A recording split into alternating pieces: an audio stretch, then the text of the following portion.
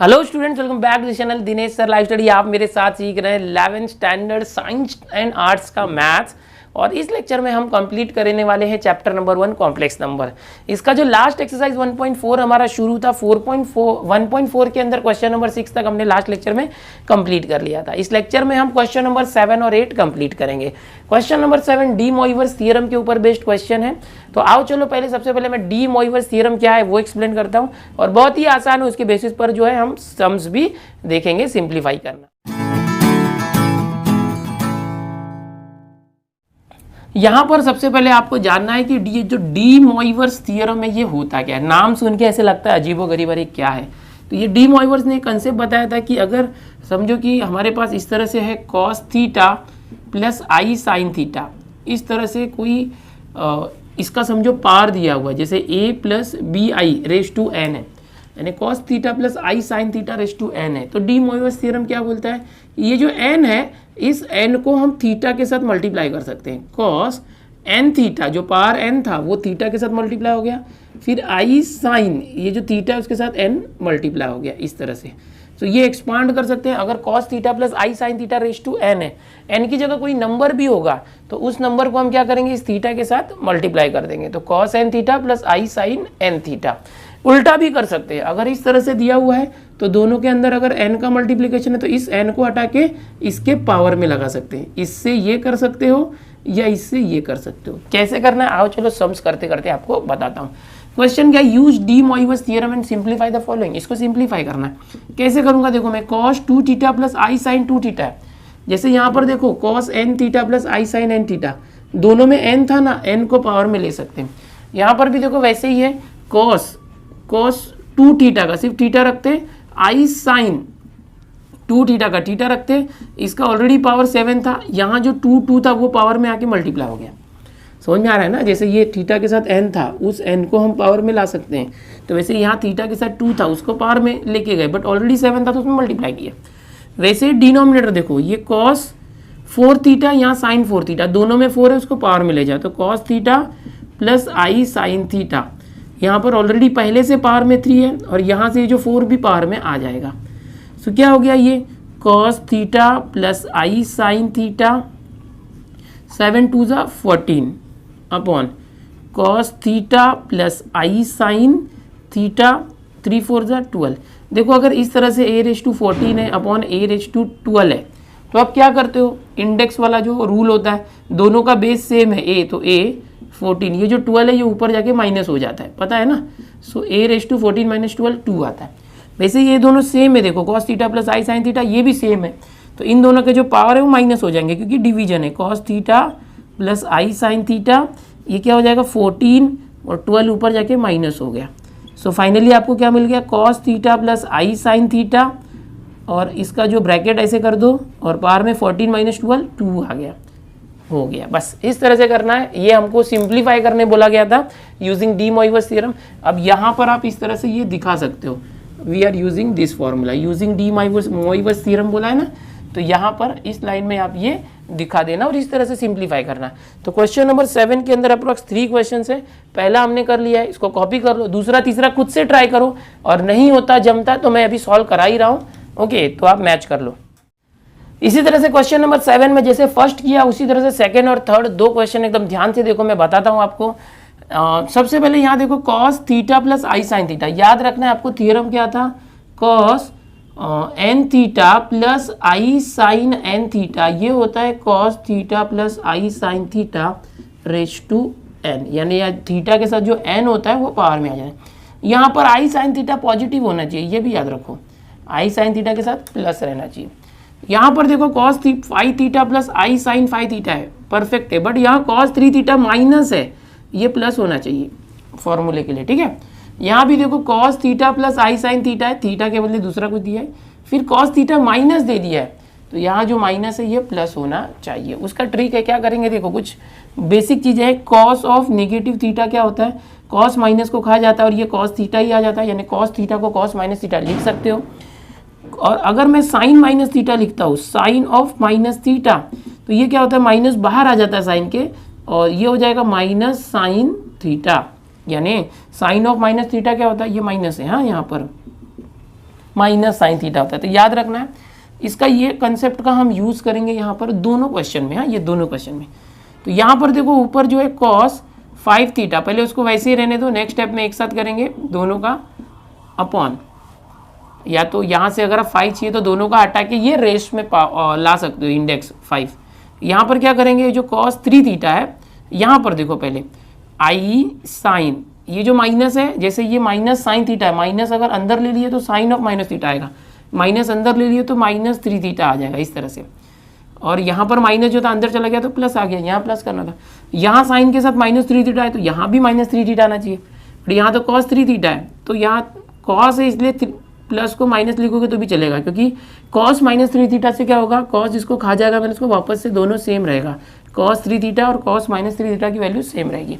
तो ये एक ट्रिक है जो आपको फॉलो करना है। इसका जो पावर है यहाँ पर ऑलरेडी क्वेश्चन में 2 दिया हुआ है डिनोमिनेटर का। अब ये देखो न्यूमरेटर है cos theta plus i sine theta, raise to क्या हो जाएगा 5, ये दोनों का 5 आ गया, अपॉन यहाँ पर है cos theta plus i sine theta. मैं क्या कर रहा हूँ, थीटा के साथ जो -3 था उसको पावर में लेता हूँ। ऑलरेडी क्या था 2 था और यहाँ -3 पहले से ले लिया मैंने, यहाँ से ले लिया और 2 पहले से था। ये हो जाएगा cos theta plus i sine theta raise to 5 और अपॉन ये हो जाएगा cos theta plus i sine theta raise to -3 2 -6। Finally ये हो जाएगा cos theta plus i sine theta. अब देखो ये पावर 5 है, -6 ऊपर गया तो +6, इस तरह से ये हो गया cos theta plus i sine theta raise to 5 + 6 11 हो गया, आंसर आ गया। इसको चाहिए तो और इसी फॉर्मूले का यूज़ करके एक्सपांड कर सकते हो। ये जो 11 है थीटा के साथ चिपका दो, cos 11 theta plus i sign 11 theta, ऐसे करोगे तो और अच्छी बात है।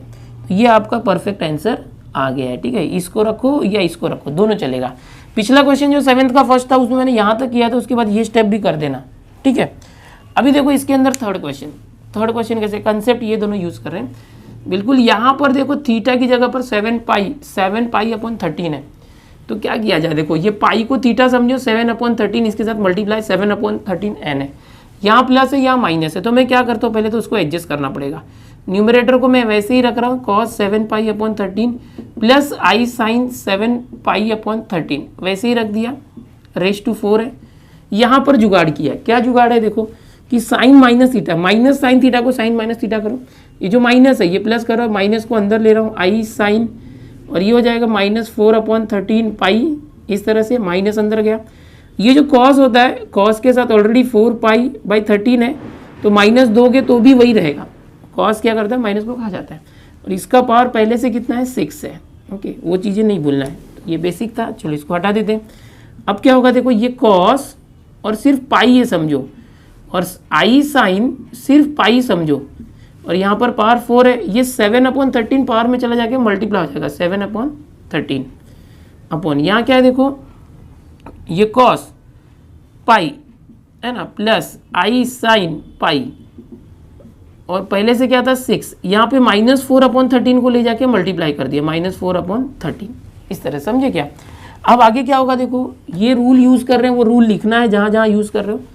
अब देखो ये हो जाएगा cos pi plus i sine pi raise to 4 7 28/13 upon denominator में भी वैसे आएगा cos pi plus i sine pi. देखो यहाँ प्लस आना चाहिए था, आगे इसका जो नेगेटिव पार्ट था वो पावर में लिया था, 6 4 24 -24/13 ये पावर है।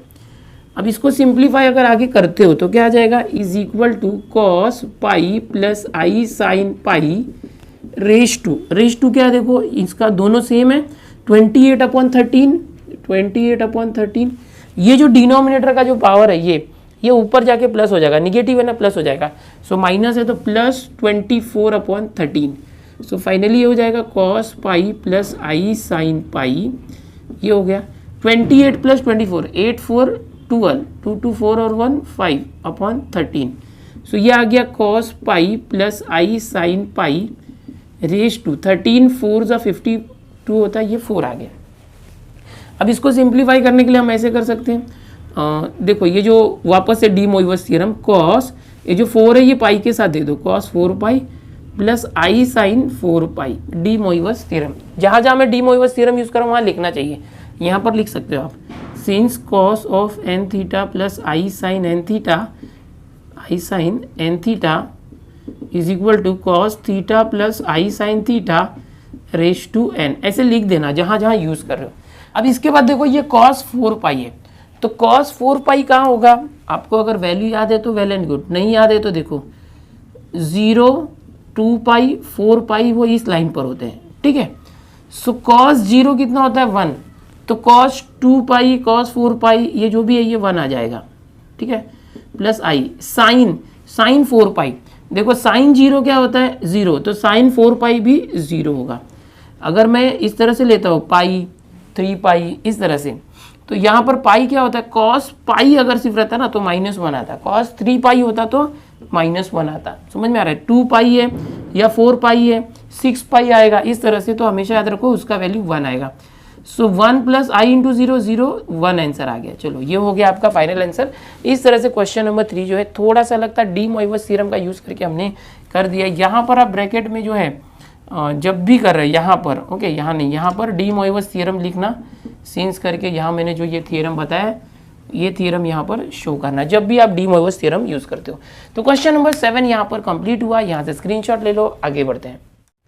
क्वेश्चन नंबर 8 अब देखते हैं। 7th में आपने डी मोइवर्स थ्योरम यूज करके देखा किस तरह से करना है। क्वेश्चन नंबर 8 में भी डी मोइवर्स थ्योरम यूज करना है। ओके यहाँ क्या है देखो क्वेश्चन की, express the following in the form of a plus I B.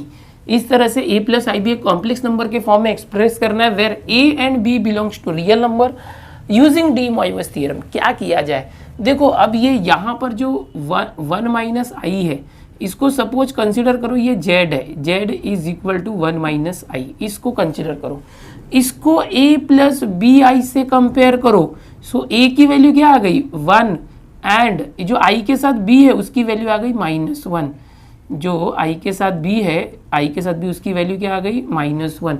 सो आपको a और b की वैल्यू मिली। आपको जो दिया हुआ क्वेश्चन उसके अंदर आपने उसको एज अ z समझा। ओके अब ये z का पावर 5 है, this is z raise to 5 ये दिया हुआ है, इसको सॉल्व करना है। सिर्फ 1 माइनस आई होता तो ठीक था, पावर 5 है। सो डी मोइवर्स थ्योरम यूज करके हम कैसे करेंगे वो देखना है, इसको सॉल्व करना है, एक्सपांड करना है, a minus b raise to 5।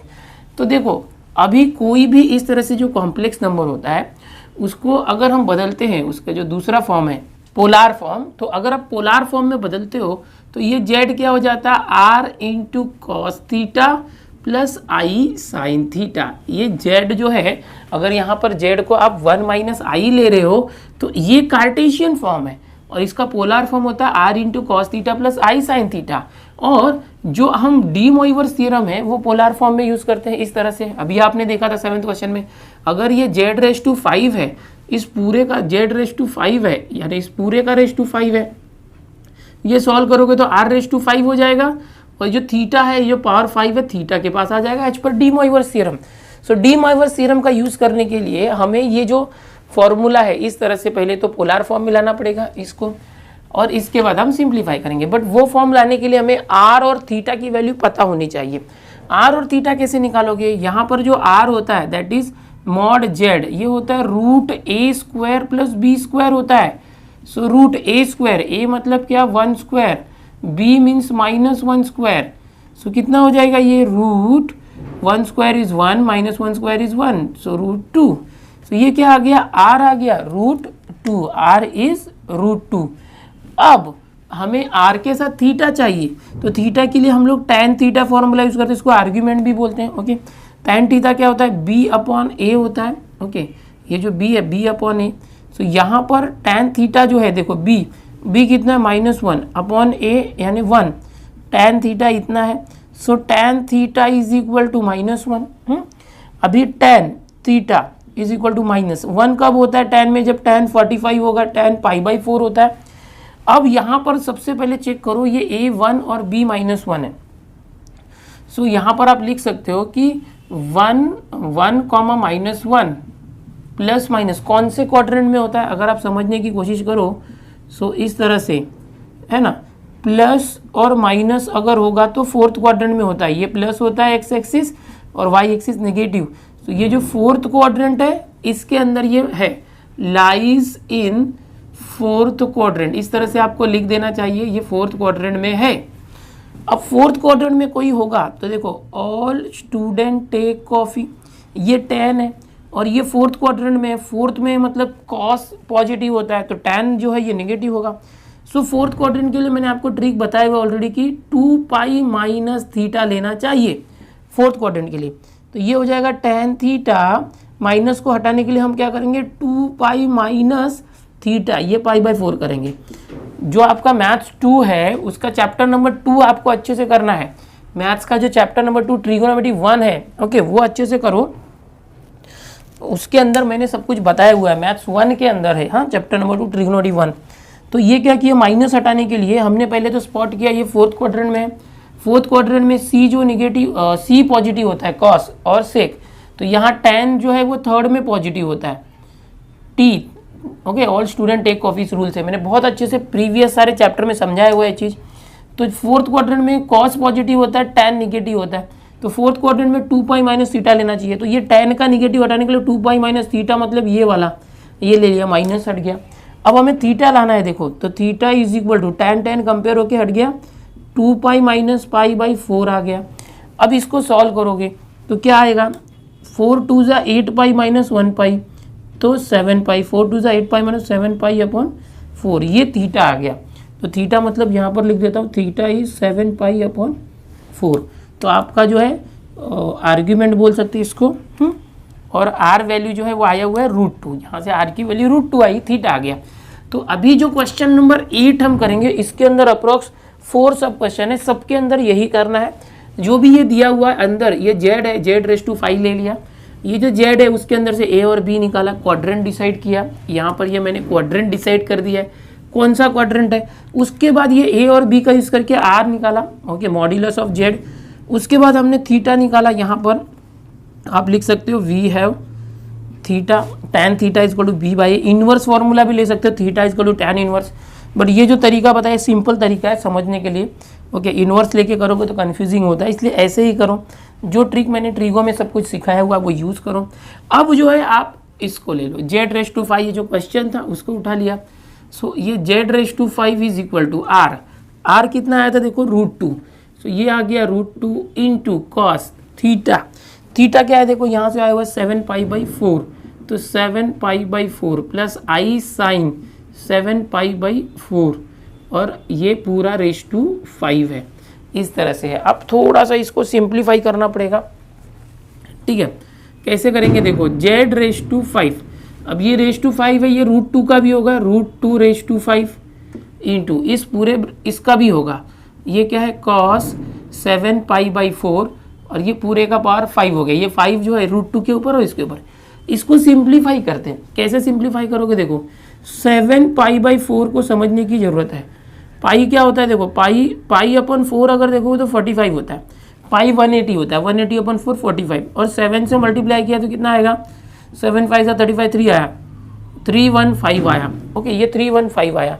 तो इसको अगर आप एक्सपांड करते हो, अगर मैं सिंप्लीफाई करने की कोशिश करूँ तो ये 315 जैसे यहाँ पर मैंने लिया है ना 2 पाई माइनस π/4, इसी की तरह वापस से जो 7 पाई/4 है उसको हम लिख सकते हैं 2 पाई माइनस π/4। देखो मैच करके देखो, 7 इंटू 45 315, तो ये 360 माइनस 45 है, 360 होता है 2 पाई माइनस π/4, देखो यही है।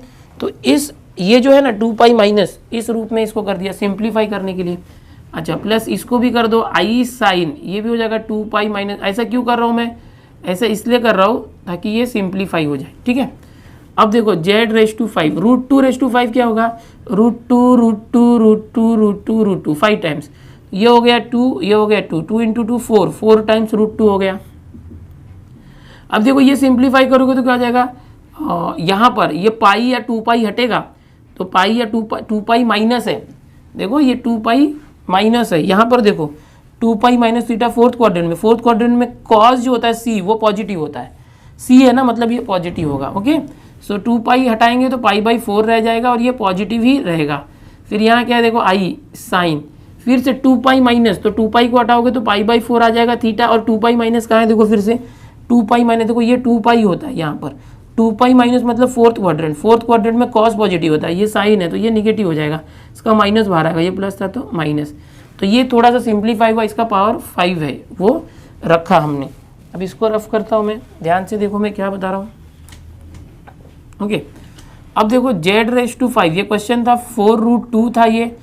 अब यहाँ पर ये 5 है, अंदर ले लो कॉस, तो जो ये डी मोइवर्स थ्योरम यहाँ पर यूज़ होगा, याद है ना, जो पावर 5 होता है वो 5 पाई/4 हो जाएगा, माइनस यहाँ आ जाएगा i sin 5 मल्टीप्लाई हो गया, यहाँ जो n होता है ना ये थीटा के साथ मल्टीप्लाई हो जाता है n theta. So you by D Moivre's theorem, देखो यहाँ था by D Moivre's theorem. Okay, वो पूरा थ्योरम भी लिख सकते हो या ऐसे कर दिया। अब ये जो है ऐसे ही रखा इज इक्वल टू 4√2। अब देखो फिर से स्प्लिट करो, 5 पाई/4, तो पाई/4 क्या होता है 45 पाई/4, और इंटू 5 करो तो 5 5 सा 25, 2 आया तो 225। तो किसको नज़दीक है, पाई के साथ है, पाई प्लस 45 है, तो आप कर सकते हो कॉस पाई प्लस 180, देखो ये 180 प्लस 45 होता है, सो ये हो गया 180 मतलब पाई और 45 मतलब पाई/4, तो पाई प्लस पाई/4, ब्रैकेट चाहिए तो बड़ा रख दो, माइनस आई साइन। ओके, ये भी क्या हो जाएगा पाई प्लस पाई/4, क्रॉस मल्टीप्लाई करके देखोगे तो देखो 4 इंटू पाई, 4 पाई प्लस 1 पाई, 5 पाई/4 आ गया, जो रेज़ टू 5 था डी मोइवर्स थ्योरम से चला गया था। अब देखो आगे, ये तो ऐसे ही लिखते जाओ 4√2। अब देखो कॉस, अब पाई प्लस मतलब क्या होता है, देखो पाई, ये पाई होता है, पाई प्लस मतलब देखो पाई प्लस थीटा मतलब थर्ड क्वाड्रेंट में टैन पॉजिटिव होता है टी, तो साइन और कॉस दोनों निगेटिव होंगे। इस पाई को हटाओगे तो कॉस का कॉस रहेगा पाई/4, बट ये थर्ड क्वाड्रेंट में है, टैन पॉजिटिव होता है तो ये निगेटिव आएगा माइनस। फिर ये है आई साइन, पाई को हटाओगे तो पाई/4 आएगा, pi plus again pi plus theta, third quadrant में टैन पॉजिटिव होता है, ये साइन है तो ये निगेटिव रहेगा, इसका एक माइनस आएगा, पहले से एक माइनस था और एक माइनस आएगा तो प्लस हो गया। अब इसको सिंप्लीफाई करना है, देखो ये 4√2 ऐसे ही रखो, माइनस कॉस 45 क्या होता है 1/√2 प्लस आई साइन 45 भी होता है 1/√2। अब यहाँ से दोनों का √2 अगर कॉमन लेते हैं ये √2 से कैंसिल हो जाएगा, सो z⁵ क्या गया 4, ये -1 प्लस i इंटू 1 आई हो गया, एंड फाइनली ये हो जाएगा 4 अंदर लेकर जाओ, 4 into -1 -4 plus 4 into i 4i। So आपको करना क्या था, देखो यहाँ पर express the following in the form of a plus I b, तो आ गया a प्लस आई बी आ गया ना, तो ये आपका फाइनल आंसर है। जो क्वेश्चन था उसको हमने a प्लस आई बी के फॉर्म में कर दिया। ठीक है, चलो इसको कॉपी कर लो इस तरह से, और आगे के 3 क्वेश्चन करना है। अगला क्वेश्चन देखते हैं 8th में, सेकंड वाला एक्सप्रेस वापस वही करना है। देखो 1 प्लस आई रेज टू 6 है, तो हमेशा की तरह इसको 1 प्लस आई को z समझ लो, z रेज टू 6 है, z क्या है 1 प्लस आई है, कंपेयर करो a प्लस बी आई से। सो जो a है a की वैल्यू 1 हो गई, एंड i के साथ b है, b की वैल्यू भी 1 हो गई। बिल्कुल पहले क्वेश्चन के जैसे ही है, फटाफट स्पीड में बताता हूँ, आप वीडियो को स्टॉप कर दो। ओके, और जैसा क्वेश्चन नंबर 1 मैंने सिखाया था खुद से ट्राई करो, आपको खुद आ जाएगा, उसके बाद वीडियो प्ले करके मैच कर लेना। नहीं समझा होगा, नहीं आ रहा होगा तो पूरा अच्छे से देख लो, वापस से बता रहा हूँ। सो a और b आ गया, यहाँ पर देखेंगे ये 1,1 है, तो ये कौन से क्वाड्रेंट में होगा, plus plus lies in first quadrant में सबके सब पॉजिटिव होते हैं। तो ये z जो था वो आ चुका है, z⁵ हम लोग यहाँ ले रहे हैं। सो r निकालना होता है हर बार, r यानी मॉड्यूलस ऑफ z, वो √a² प्लस b² करके आता है, √a² प्लस b²। अब यहाँ पर जो a की वैल्यू है 1 है और b की वैल्यू भी 1 है, a 1 है और b भी 1 है, तो दोनों का स्क्वायर कर देंगे। सो r की वैल्यू आ गई √1² प्लस 1² 1 प्लस 1 2। So again r value is √2, हमें r मिल गया √2। अब थीटा निकालना argument, tan theta is equal to b/a होता है, b/a यानी 1/1। सो tan थीटा आ गया 1, सो tan थीटा क्या होगा tan 45 यानी tan पाई/4, और ये फर्स्ट क्वाड्रेंट में ही है, this lies in first quadrant, तो पहले क्वाड्रेंट में सब पॉजिटिव होते हैं, थीटा आ गया पाई/4। सो थीटा इजीली मिल गया, r मिल गया। अब क्या करेंगे, इसको पोलार फॉर्म में कन्वर्ट करते हैं, क्या था z⁵ is equal to r cos theta plus i sin theta, ये जो इसका पोलार फॉर्म है ये z होता है, इसका पावर 6 है तो 6 दे दिया। अब इसको हम लोग डी मोइवर्स थ्योरम यूज करके सॉल्व करने वाले, ये पावर है वो आ जाएगा अंदर डी मोइवर्स थ्योरम से। सो अब कैसे होगा, देखो is equal to r r कितना है, देखो आर है √2 into cos theta pi by 4 plus i sine pi by 4 और यहाँ पर raised to 6। Okay, theta pi by 4 है, फटाफट देख लो, √2 रेस्ट टू 6, √2 रेस्ट टू 6। अब यहाँ पर ये हो जाएगा cos pi by 4 plus i sine pi by 4 raised to 6। √2 raised to 6 मतलब √2 का स्क्वायर करके क्यूब करेंगे, 2 3 6 है, या तो √2 को 6 टाइम मल्टीप्लाई करो, या तो ऐसे करो √2 स्क्वायर 2, 2 क्यूब 8, तो ये 8 आ गया, सिंपली मैंने ऐसे किया। अब देखो ये जो 6 है ये डी मोइवर्स थ्योरम यूज़ करते हैं, तो ये 6 है ये यहाँ पर आ जाएगा इसके पाई बाई 4 के साथ, cos 6 into pi by 4 plus i sine 6 into pi by 4, यहाँ लिखना using D Moivre's theorem. Okay, de Moivre's theorem जो है वो यूज़ कर दिया। वो क्या होता है, cos theta plus i sine theta raise to n होगा, तो एन जो है थीटा के साथ मल्टीप्लाई हो जाता है।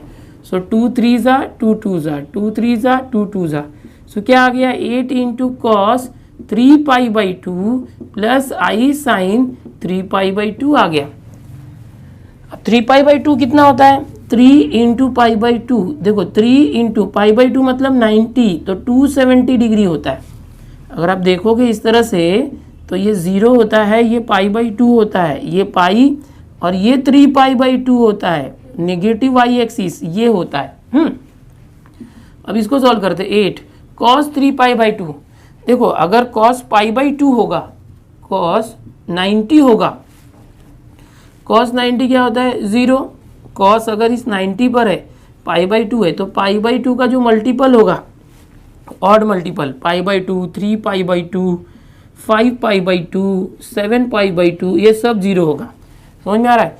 तो अगर कॉस पाई बाई 2 जो है कॉस 90 0 होता है, ओके, तो cos 3 pi by 2, 5 pi by 2, देखो ऐसे पाई by 2, 3 pi by 2, 5 pi by 2, 7 pi by 2, इस तरह से वो 0 होगा, ये हो गया 0 प्लस आई। अभी साइन 3 पाई बाई 2, देखो साइन 3 पाई बाई 2 मतलब क्या, देखो पाई बाई 2 साइन 90 क्या होता है 1, साइन अगर पाई बाई 2 होता तो 1, साइन 90 यहाँ से यहाँ होता तो 1, अब यहाँ पर आ जाएगा तो नेगेटिव वाई एक्सिस है।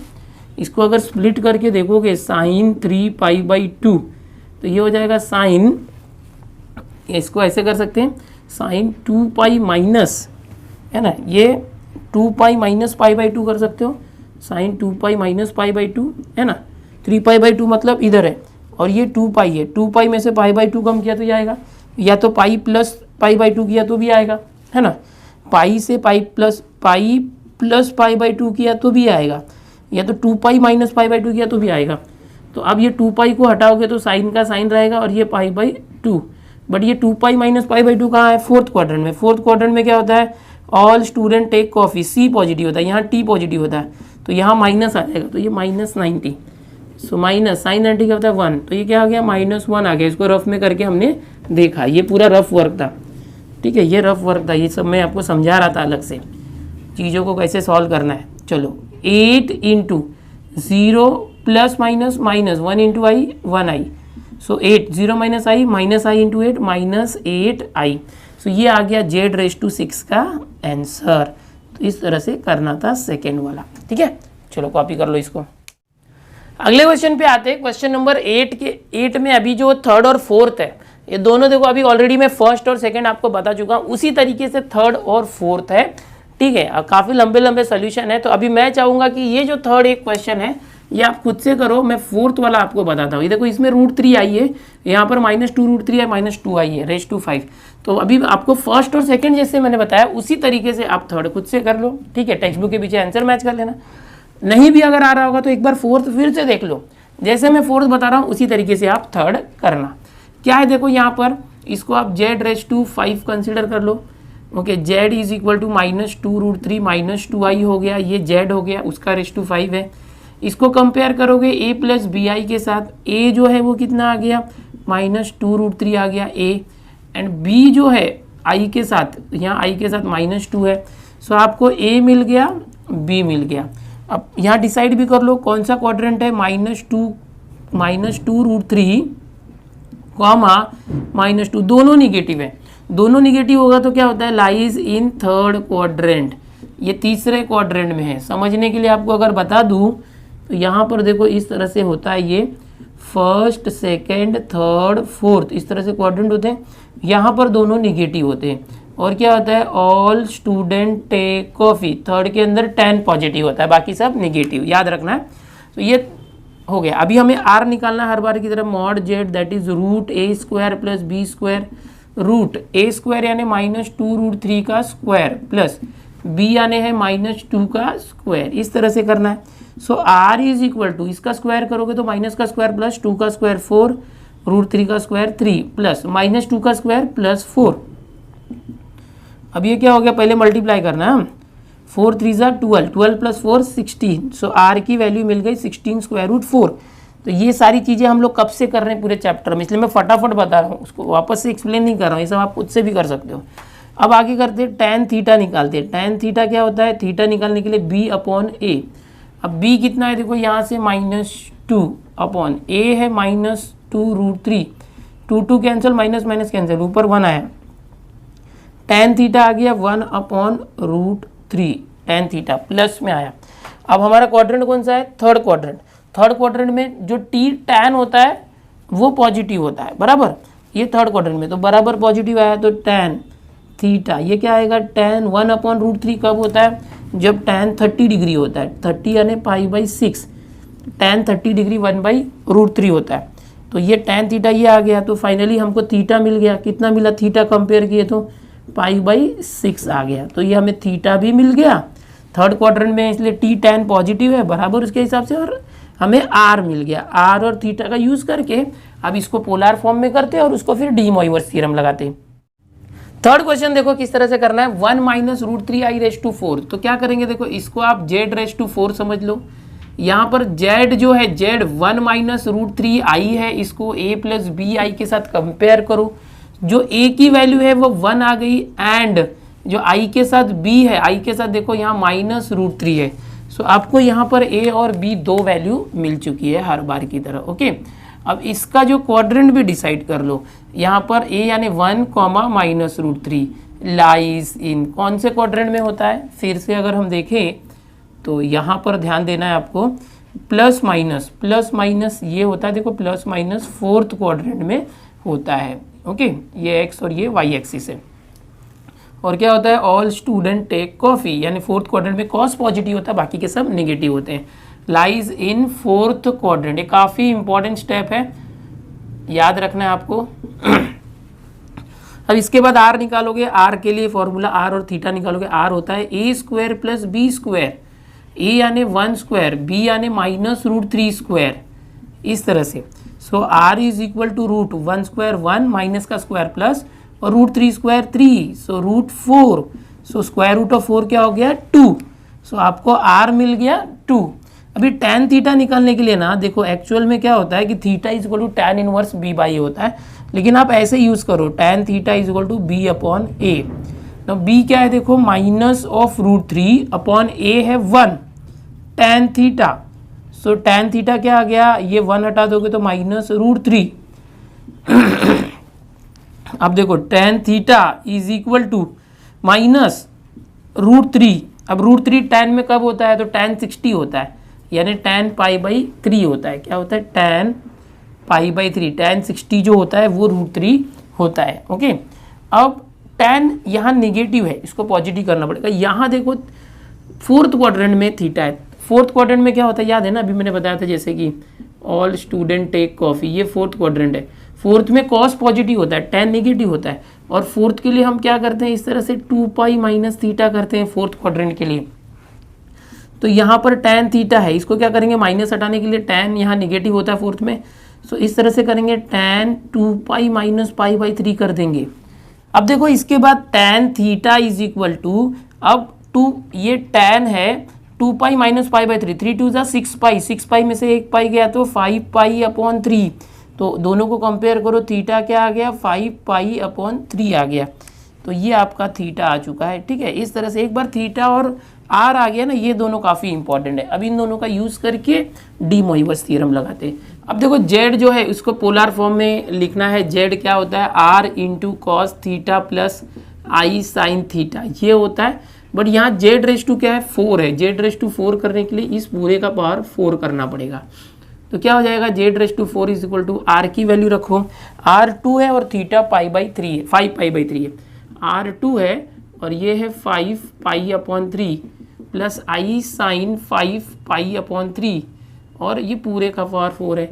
चलो करते, ये जो पावर 4 है ये इस ब्रैकेट का भी हो जाएगा और 2 का भी हो जाएगा, 2⁴ और यहाँ पर ये जो है इसको भी स्प्लिट करते, 5π/3 है ना, तो एग्जैक्टली ये कितना है π/3 मतलब 60, तो 60 × 5 300 है।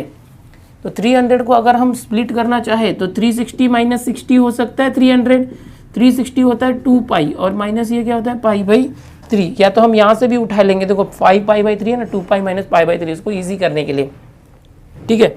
तो ये कर सकते हैं हम लोग, ये जो 5π/3 है इसको 2π - π/3 कर दो ताकि वो सिंप्लीफाई हो जाए, प्लस आई साइन 2π - π/3 कर दो। अभी यहाँ पर जो था वो प्लस माइनस के लिए हमने चेंज किया था उसको, ठीक है। अभी और सिंप्लीफाई कर रहे हैं, उसके अकॉर्डिंग साइन चेंज होगा। 2⁴ मतलब क्या, 2 × 2 = 4, 2 × 8 = 16, तो ये 16 आ गया। अब यहाँ पर आप बड़ा ब्रैकेट दे सकते हो इस तरह से, ऐसे। चलो ये क्या है कॉस 2π माइनस, समझने की कोशिश करो, ऑल स्टूडेंट टेक कॉफ़ी, और ये 2π ये समझो, 2π माइनस मतलब 4th क्वाड्रेंट में आएगा। 4th क्वाड्रेंट में कॉस पॉजिटिव होता है और सेक, कॉस और सेक पॉजिटिव में, बाकी सब निगेटिव।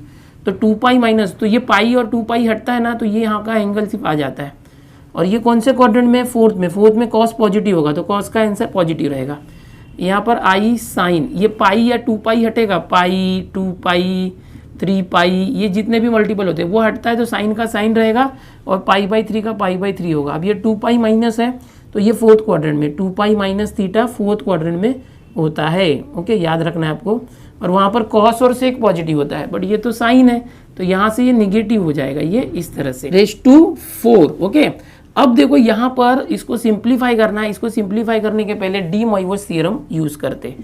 तो ये क्या हो जाएगा 16 × कॉस, ये जो 4 है यहाँ पर आ जाएगा कॉस 4π/3 माइनस आई साइन, ये जो 4 है मल्टीप्लाई हो जाएगा, कहाँ से हुआ, सो बाय यूजिंग, आप लिखोगे डी मोइवर्स थ्योरम, इस तरह से आप लिख सकते हो, ओके। इसका यूज़ किया तो ये जो पावर था इन दोनों के थीटा के साथ मल्टीप्लाई हो गया। अब देखो क्या होगा 16 × कॉस, अब π/3 मतलब 60 होता है और ये 4 × 60 यानी 240 हो गया। अब 240 मतलब क्या हो गया, 180 में 60 प्लस किया यानी पाई प्लस π/3 हो गया, समझ में आ रहा है। तो इसको स्प्लिट करो, अभी कॉस 4π/3 को हम स्प्लिट करते पाई प्लस π/3 इस तरह से, और माइनस आई साइन इसको भी करो पाई प्लस π/3, सिंप्लीफाई करने के लिए करना ही पड़ेगा, ओके। अब देखो z⁴ यहाँ 16 है इंटू, अब पाई को हटाओगे तो कॉस का कॉस रह जाएगा और ये π/3, लेकिन पाई प्लस है, फिर से देखो पाई प्लस क्या होता है xy, ये पाई होता है, पाई प्लस मतलब यहाँ पर आएगा, पाई मतलब पाई माइनस मतलब सेकेंड क्वाड्रेंट होता है, पाई प्लस मतलब थर्ड क्वाड्रेंट होता है। All student take coffee, third में tan पॉजिटिव होता है सिर्फ, tan और कॉट, तो यहाँ पर ये कॉस साइन दोनों निगेटिव होंगे, तो यहाँ पर ये पाई को हटाओगे, ये थर्ड क्वाड्रेंट में होने की वजह से निगेटिव आ गया, फिर माइनस आई साइन, इस पाई को हटाओगे तो साइन π/3 आ जाएगा, पाई प्लस है, फिर से पाई प्लस है, पाई प्लस होगा तो थर्ड क्वाड्रेंट, tan पॉजिटिव होता है तो ये साइन निगेटिव होगा, एक माइनस आएगा, ये माइनस माइनस प्लस हो जाएगा। तो ये कंसेप्ट है जो आपको समझना है। फिर z⁴ = 16 इंटू, अब माइनस कॉस 60 क्या होता है 1/2 प्लस आई साइन 60 क्या होता है √3/2। अब ये 16 अंदर ले जाके मल्टीप्लाई कर दो, तो 16 अंदर गया तो 16 इंटू -1/2 माइनस 16/2 प्लस 16 अंदर गया तो आई इंटू 16 √3/2, 2 से 16 कट हुआ 8, 2 से 16 कट हुआ 8, सो z⁴ आ गया -8 प्लस 8 √3i, ओके। और हम लोगों को करना क्या था, a + bi के फॉर्म में लाना था, a + bi के फॉर्म में, तो वो आ चुका है। चलो ये हो चुका है, क्वेश्चन नंबर 8 का थर्ड हो गया, इसको कॉपी करो। लास्ट क्वेश्चन बचा है उसको भी कर लेते, इसका स्क्रीनशॉट ले लो। अब लास्ट क्वेश्चन है फोर्थ वाला, देख लो क्या है, -2√3 -2i⁵ इसको कन्वर्ट करना है। क्या करते देखो, इसको हम लोग थोड़ा सिंप्लीफाई कर लेते हैं। यहाँ से अगर मैं -2 कॉमन ले लूँ तो ये हो जाता है √3 + i और पूरे का रेस टू 5। समझ में आ रहा है, -2 अगर कॉमन ले लेते हैं तो। अच्छा, अब यहाँ पर अगर मैं दोनों को पावर दे दूँ 5, -2 रेस टू 5 इंटू √3 प्लस i रेस टू 5, तो इस तरह से हो गया। मैंने क्या किया, जो क्वेश्चन था उसको थोड़ा सिंप्लीफाई कर दिया, जिससे ये इजीली सॉल्व हो जाएगा ना।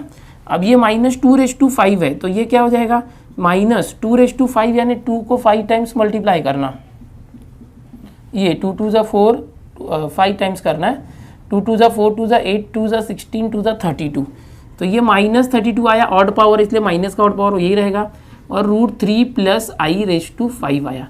तो ये हमारा मेन क्वेश्चन है। अब यहाँ पर हम क्या करते हैं, इसको लेट करते, लेट ये जो अंदर है ना वो z है, z इज इक्वल टू √3 प्लस i, सिर्फ इसको सॉल्व करते हैं क्योंकि ये तो सॉल्व हो चुका है ऑलरेडी। ओके, सिर्फ इसको सॉल्व करते हैं।